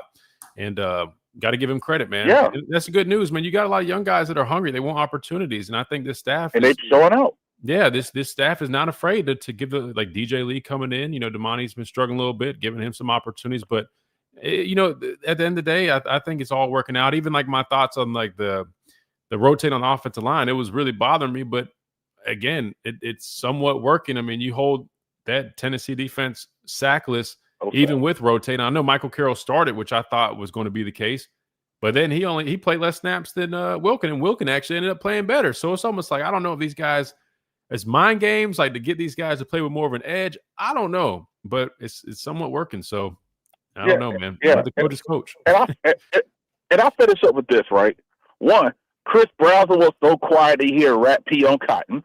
And, you know, let's just be real. And so they did a good job on him. I just think, like, with this team, I don't know if they'll win a national title. Just make the playoffs, start the NFL, and see what happens. But from the start of the year, and they may make the playoffs with that schedule, going through that gauntlet of a schedule, because you got to remember, those 4 teams, they weren't overranked. They were ranked properly. And mind you, they beat a Vanderbilt by 2 scores who didn't even bother to rush the field when they beat LSU. So that right there. So in Georgia, they only lost 1 game. Tennessee only lost to Georgia and Alabama, and Missouri only lost 1 game themselves. So that's showing. And they've been challenged in all those games, too. It ain't like they playing like, you know, Prairie View or anything. So I think that this is toughening them up. And I know they're playing young guys. Young guys going to make mistakes. But I'd rather the young guy make the mistake than the senior, if you get what I'm saying. Can I say this one more thing? I thought about this. Yeah, go ahead. Everybody talking about moving Rousseau around. No. You need as many, be like the San Francisco 49ers. Get as many pass rushers as you can. So when Rousseau comes back, you can't key on him now. You got to have him and Young Zay to worry about. And I think that's going to make Rousseau a better player. But thanks for taking my call and keep up the great work. Absolutely, man. I appreciate you, Smitty. Good stuff as always, man. And that's a great point. That's why, I think maybe the film guy tweeted something about like if Edge was like quarterback, Quay would be in the portal. And I'm like, the way I looked at it was, I'm like, number one, I get now maybe I'm reading it wrong, but that's why he said if it was like quarterback, really one guy could play, but at the edge spot, you need two good edge players, right? And I get that, in a lot of systems, you have like an edge position, and the other side, you got more of a strong side defensive end. Hence why we have, LT Overton and those bandits, right? They're bigger guys. Then you have the Wolf, which is more of an outside linebacker. If you're talking about just true base stuff. But in today's college football, a lot of teams throwing the football around, you need as many edge guys as possible, especially when you're talking about having a tandem. Like, look at Missouri, that tandem that they have. You got 8 and 9 off the edges, man. They just cause hell. I think, we're starting to see these guys really grow into what they can be. And that's from my perspective. And you guys know me. Like, when it comes to degrading the edge guys, I'm gonna keep it real. That's what I played. Yonze has just been getting better and better. I said he was going to need to be a factor on this defense. He's definitely been that. And before Quay got hurt, he was kind of obviously getting into his rhythm too, right? So that's going to be a hell of a tandem when they do get back healthy. Let's do this. I know we still got another call. We're going to get to that. But let me hit this app message real quick because I know Tia asked one a minute ago, and I want to get back here. Tia asked, I'm confused about where the blame should go for the running game. Is it the offensive line or the running backs in general? Jam looked banged up. He didn't have his usual burst, but when you look at Daniel Hill, why was he having success? I know we could say it was later in the game when running lanes typically open up, but I'm not sure. I guess I'm saying I like to see Daniel Hill and Richard Young get more touches to see if they can provide a spark. I'll say this. I think offensive line was a little inconsistent in the running game. I got to go back and really lock in, but from the watch back that I did have, there's a couple of times where I thought we could have been a little bit better creating some lanes. But I also think part of the reason Jam was a little bit off was, again, he had a concussion just a week ago. And I didn't even think he should have played. I'm not really big on guys rushing back from concussion. So I think it makes sense if he was a little bit slower, maybe step behind, that's very understandable coming off of that. And I think the other thing is to know that I think Daniel Hill's also getting healthier. The board talks about guys being hobbled and maybe not being fully healthy. You'd be surprised. There's some guys that they might not have been hurt in a game where you guys have seen, but they still have lingering things from whether it's fall camp or whatever the case may be. And he's one of those guys. He hadn't really been fully healthy. And I think you're seeing Daniel Hill get healthier and healthier, and getting more reps. And in return, you're seeing him make more plays. So while it might seem like, oh, where did this come from? If you like know who's been kind of banged up and dealing with things and whatnot, it makes sense now that they're finally getting healthier that they're able to kind of, go out there and do the stuff that a lot of people expected them to do before that. All right, let's go back to the phone lines. We have Ben up next. Ben, welcome in. Hey, man, how you doing? What's up, Ben? I'm doing good, man. Hey, I missed the beginning of the show, but I missed a couple things y'all probably talked about, so hopefully I don't reiterate anything you already covered. But you're good. First things first, I want to say I know the 2015 National Championship team was there, and I know you were part of that team, so congrats on y'all getting y'all's recognition. Oh, thank you. I want to talk about I got two questions for you. I don't want to hold up the phone lines too long. But You're good, man. Take your time. I want to talk about that defensive side of the ball, and people will say, we didn't play a fantastic game defensively. We gave up 20 points. We gave up so many yards in the run game. But, Tennessee is probably going to be the most complete offense we end up playing this year. I know people had a lot of concern about South Carolina, but we see how that's turned out for them. I think when we looked at this team coming into the year for Bama is we talked about that secondary. We knew they were going to be solid with guys like Bray and Damani at the time, Xavier Brown, Keon Stab, but the linebackers and the pass rushers were really the question mark. And now when you come into the middle of the season, we got a ton of guys who are banged up. Guys are having to switch different spots, week in and week out. But I just want to give them a ton of credit. Guys like Keon Keeley last week played a good game.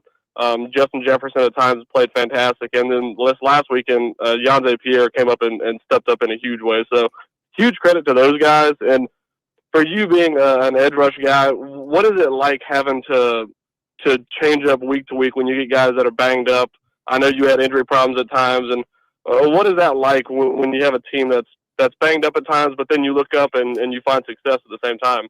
Yeah, I mean, it's all about next man up mentality and just knowing that you can rely on the guy behind you or beside you. That's really the most important thing. And I think that all comes from, the work that you're putting in, whether it's, back during the summer, training camp, like you're building those bonds, you're building that trust with one another. And like nobody's ever going to be fully healthy during the football season. But when you do have guys that, are obligated to miss time, somebody's got to step up. And sometimes it puts pressure on guys, which is a good thing. Like I feel like Quay being hurt, obviously we hate that Quay is hurt, but it's put more pressure on Yonze to step up. Like they needed that out of Yonze. And that's why when that happened, I said, now more than ever, Yonze's going to have to step up. Like all the attention is turning to him. We need somebody in that wolf room to be that guy, right?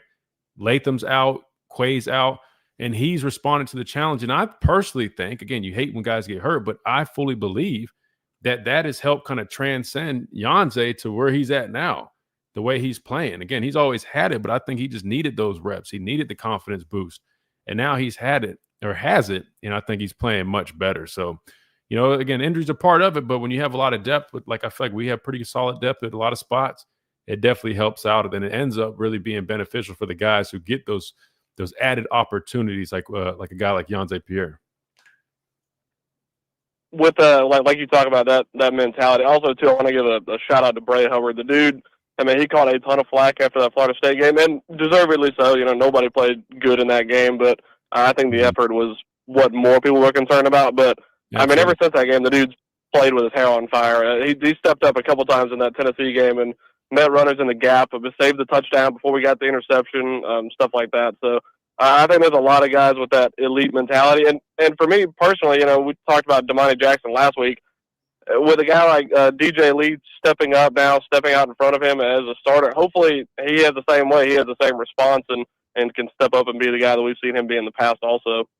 Absolutely. Yeah. I think the more reps a guy like DJ Lee gets, the better and better he's going to be too, without a doubt. Even a young guy like Justin Hill, I know he's been a little quiet with the reps that he's getting now with the injuries. So I think that's only going to benefit him. I mean, he's got a whole hell of a lot of potential. I think the more reps he gets, the more confidence he gets, and I think it's going to be really good for his development. Go ahead. Sorry, I think you're about to ask something else. No, you're good. You're good. No worries. The other one I had was about the offense. Like we've seen this offense go week in and week out, and they've played some really good football games. We've had really good series. Like that opening series against Tennessee was one of the best we've had all year. Same with the Missouri game, but it feels like we haven't popped yet as a team. Like we haven't put together a full 4 quarters of football. Against Georgia, we played really good opening half, didn't score in the second half. Twice now we've kind of come out of halftime a little bit lackluster, ended up giving a fumble last week, and then Missouri scored. This week we kind of go out with some unconvincing play calls, it can be said, and then Tennessee go out and they score pretty quickly. So I think we haven't popped yet, and I think the good thing for this offense is we haven't shown our full potential. I mean, when you talk about this offense and you look at teams like Ohio State and Indiana, we're right up there, and we still haven't played our best game. We haven't played our best 4 quarters of football, and I think it's scary for other teams that whenever we do end up popping, and South Carolina is a great opportunity to do so.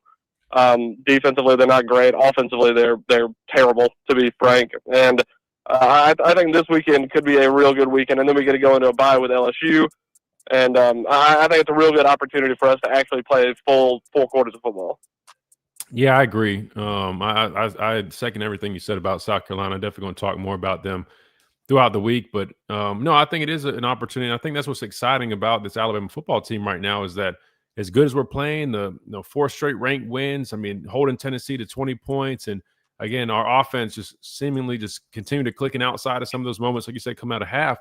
The fact is, you also said it, right? We haven't really played that full, complete game where we had our foot on the gas from start to finish and really just, yes, we're stamping, right? We're putting our stamp on things. Don't get me wrong, but you get what I'm saying. Like that true performance where it's like, golly, man, start to finish, that they had their foot on the gas. And to me, that's scary to think about because once we do put it all together like that, which hopefully will come at the right time, right? We're starting to get into the second half of the season, and we all know it comes up down the road. That's when you want to start playing your best football. And the fact that we still haven't, in my opinion, played our best football is actually a good sign. And I think that should give a lot of hope and expectations for a lot of Alabama fans out there. Ben, we appreciate you calling, man. Good stuff. Yeah, man. Of course. Appreciate you, man. Thanks for taking my call. Absolutely, man. Take care. All right, we got to hit a timeout. We come back. We wrap things up on this Victory Monday edition of the Miller's Edge, Tide 100.9, 1230, WTBC.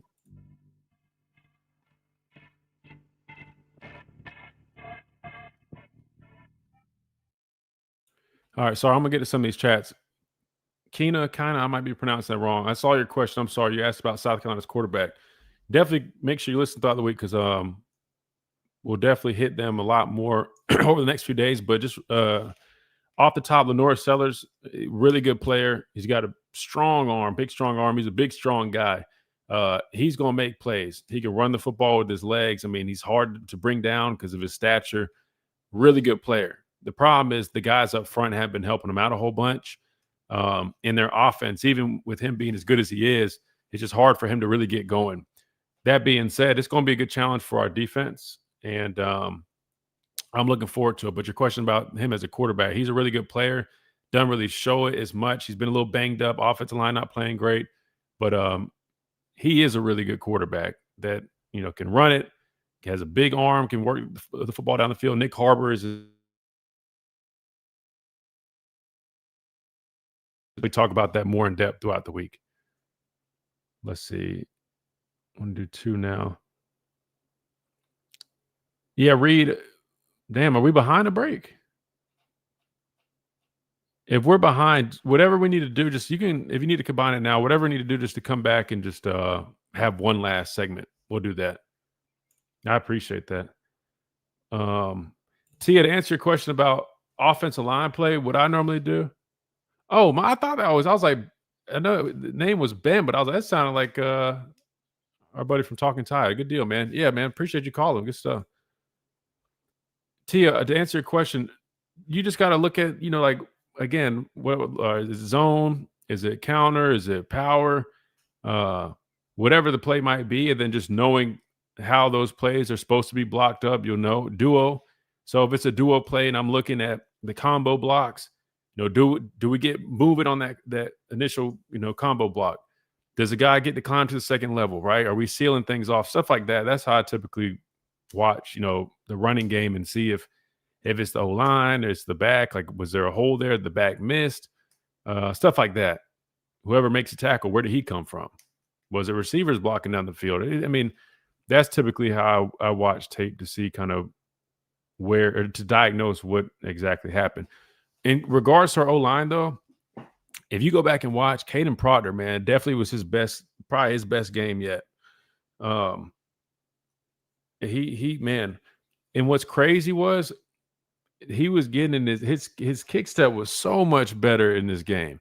I don't know if it's just because he's feeling out these edge guys that again Missouri, then this group. He's had some guys that are some really good edge players. I don't know if they kind of forced him into playing to his potential, but the way he was moving, everything was, man, he looked really good. I definitely want to give him credit. He definitely looked really good. I'll be back at 55. So we got 3 minutes left. Okay. Do we have any more questions I missed? Here's one. How'd you feel about how our defense played in the last 5 minutes? I feel like they gave up and drove me crazy not to finish strong, even though we had the game in the bag. Well, you got to remember, right? So situationally, there's always going to be different philosophies, right? You'll play with a different philosophy, when it's the first quarter and it's tied up versus it's the third quarter, you're down 14 versus the fourth quarter and you're up 17, whatever the case may be. That being said, so when you're kind of playing a soft coverage and you're playing everything deep to short, you're going to give up more yards, but you're kind of like allowing that. So you're just not getting beaten over the top. You're not just going to let them take the top of the defense knowing they're trying to score quick. So we definitely were playing a lot softer right there. So that's going to have, some factors there. I'm trying to think of how did everything go? I had this pulled up just because I was just going to show you. This was another run that was not I don't think it was it might have been 15 or so, but anyway, just little stuff like this is what I'm talking about. We need to clean up, right, in terms of stopping the run. It's not like 53 is just dominating Renaud, but we get reached. You can't have that. And I've seen us give up the edge too many times, right? Like, as an edge guy, they use the term you got to, do your 111, right? Dominate your box is what we used to say. You're playing on the edge, bro. Nothing else matters. Set a physical edge. Don't be peeking for the ball, trying to you have to just set the edge, right? And you're in the position. You're in a pretty loose five. We used to have to play hand to foot. That's looser than what we used to have the luxury of doing, right? So soon, boom, you get that reach block. You got to fire off. Even if you hit them vertically, get knocked back, then you want to reassess, right? Not reassess, but readdress it. So when you get that initial knockback, you immediately want to press with that inside arm and keep your outside arm free. That way you can have that contained. Naturally, with him reaching and you're already firing upfield, that's why sometimes we used to even come out see how he's vertical, see his stance, everything is straight upfield. I almost used to like having, you see how on the other side of the ball, we're in more of a cock stance. I'm not saying cock too much, but to me, he's way too vertical, which actually probably should help him a little bit. But I would almost say tilt a little bit. That way, when you fire off into him, you're not just going straight up, because when he gets reached, you see it happen real quick. Come on, man. I don't want to get copyrighted. Come on, play the damn thing. All right. He's in a decent spot here, but as soon as you strike, you gotta work your way outside, and you gotta really press with that inside arm. Long story short, we get reached here. Let me skip ahead because I don't want to get copyrighted. We get reached here, so we have no edge, and that ends up being a big run. I mean, not some game-breaking run, but I think it ends up going for 15 or so. But really, I mean, if we have an edge set there, that doesn't happen. But that's what I'm saying. Those are the type of things that we have to clean up to be great / elite. We're doing some really good stuff defensively, but to take that next step, you got to clean up those little habits. This is Miller's Edge on Tide 100.9.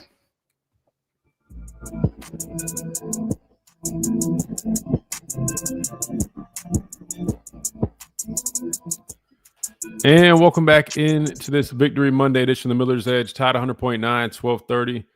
WTBC presented by the Good Feet Store, America's Arch Support Experts. We only got a couple minutes left. I know we had Ellis on the line. Let's see if Ellis is still there. Ellis, you with us?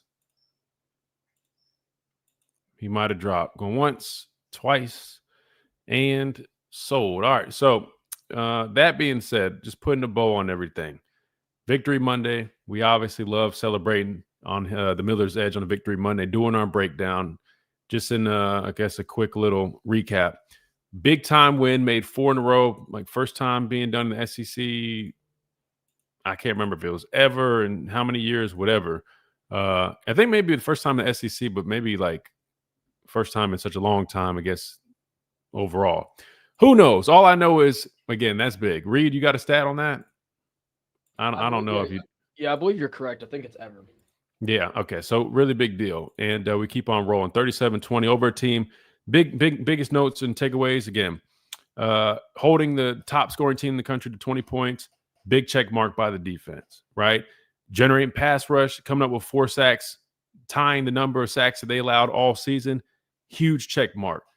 Got to continue to, limit those explosive plays, especially on the ground. But listen, nobody's going to be perfect. We're not going to overanalyze, but we are going to analyze and say that, still needs a little bit of work. We just showed you a couple things that we could have done different to stop those big plays, and I'm sure they'll keep working on that. So that was big time plays when we need it, right? Going into the halftime, getting that big interception, that completely changed the whole game. Turnovers, right? Defense, really solid performance, man. Offensively, really solid performance as well. Can't come out of halftime flat, but nonetheless, holding their best unit up front, right? Best sack production in the country to no sacks. Big shout out to the offensive line. Caden Proctor looked great.